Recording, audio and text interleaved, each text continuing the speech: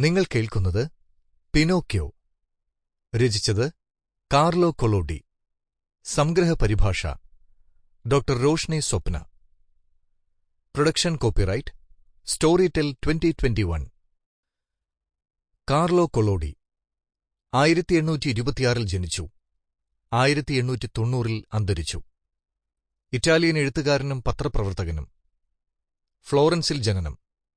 പിനോക്യോയുടെ സൃഷ്ടാവായി അറിയപ്പെടുന്നു. ഡോക്ടർ റോഷ്നി സ്വപ്ന. കോഴിക്കോട് ജനനം.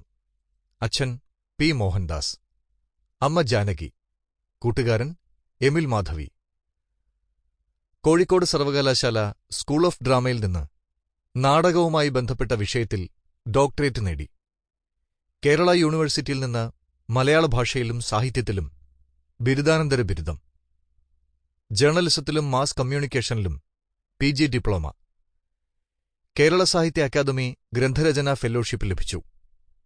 കേരള കലാമണ്ഡലം വള്ളത്തോൾ പുരസ്കാരം, OV Vijayan novel award, Bhashaposhini കഥാപുരസ്കാരം, ഗൃഹലക്ഷ്മി പുരസ്കാരം, ബഷീർ സ്മാരക കവിതാ പുരസ്കാരം, പുരോഗമന കലാവേദി കവിതാ പുരസ്കാരം, റെയിൻബോ ബുക്സ് കന്യക കഥാകവിതാ പുരസ്കാരങ്ങൾ, പുഴ.com പുരസ്കാരം, ആകാശവാണി സംഗീത പുരസ്കാരം, അങ്കണം കവിതാ പുരസ്കാരം തുടങ്ങിയവയ്ക്കൊപ്പം Shankar's weekly international award, DC books novel പുരസ്കാരം എന്നിവയും ലഭിച്ചു. കൃതികൾ: കടൽമീനിന്റെ പുറത്തുകയറി കുതിക്കുന്ന പെൺകുട്ടി, കടലിൽ മുളച്ച മരങ്ങൾ, ശ്രദ്ധ, ഉൾവനങ്ങൾ, വല, അരൂപികളുടെ നഗരം, നോവൽ, മണൽ കഥാസമാഹാരം, ഓരോ തവണയും ഞാൻ നിന്നെ ചുംബിക്കുമ്പോൾ, പ്രണയത്തിന്റെയും മരണത്തിന്റെയും കവിതകൾ, വിവർത്തന കവിതാ സമാഹാരം, PK നായർ, നല്ല സിനിമയുടെ കാവലാൾ. ഇപ്പോൾ തുഞ്ചത്തെഴുത്തച്ഛൻ മലയാള സർവകലാശാലയിൽ സാഹിത്യ പഠന വിഭാഗം അസിസ്റ്റന്റ് പ്രൊഫസർ. മാസ്ട്രോ ചെറിക്ക് ഒരു കഷണം മരം കിട്ടുന്നു.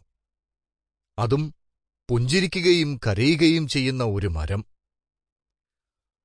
നൂറ്റാണ്ടുകൾക്ക് മുമ്പൊരു രാജാവ്. എന്റെ കുരുന്ന വായനക്കാർ ഇങ്ങനെ ഉറക്കെ വിളിച്ചു പറയാനുള്ള സാധ്യതയുണ്ട്. പക്ഷെ കുഞ്ഞുങ്ങളെ, ഒന്നും വിചാരിക്കരുതേ, നിങ്ങൾക്ക് തെറ്റി.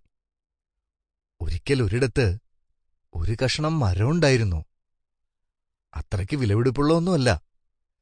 നെരിപ്പോടിലിട്ട് കത്തിക്കുന്ന മരങ്ങളിൽ പെടുന്ന ഒന്ന്.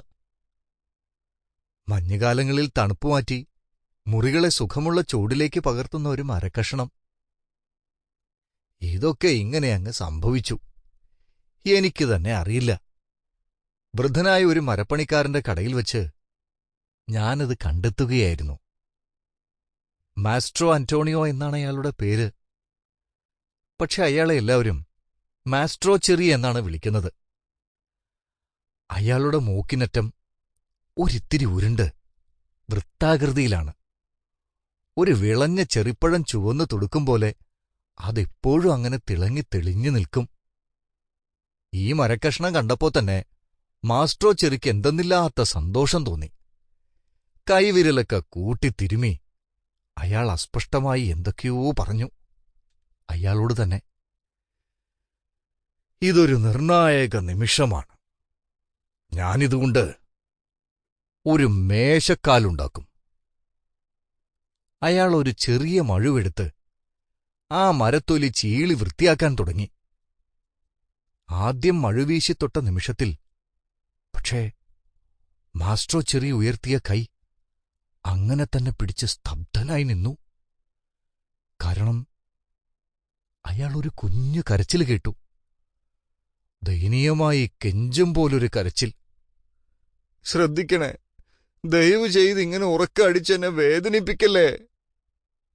മാസ്ട്രോ ചെറിയുടെ മുഖം അന്തം വിട്ട് ചുവന്നു. അല്ലെങ്കിൽ തന്നെ ഒരു കോമാളി മുഖാണ് അയാൾക്ക്. ഇപ്പോൾ അത് കൂടുതൽ രസകരമാവുകയും ചെയ്തു. പേടിച്ചരണ്ട കണ്ണുകളോടെ അയാൾ ആ കരച്ചിലിന്റെ ഉറവിടം തിരയാൻ തുടങ്ങി.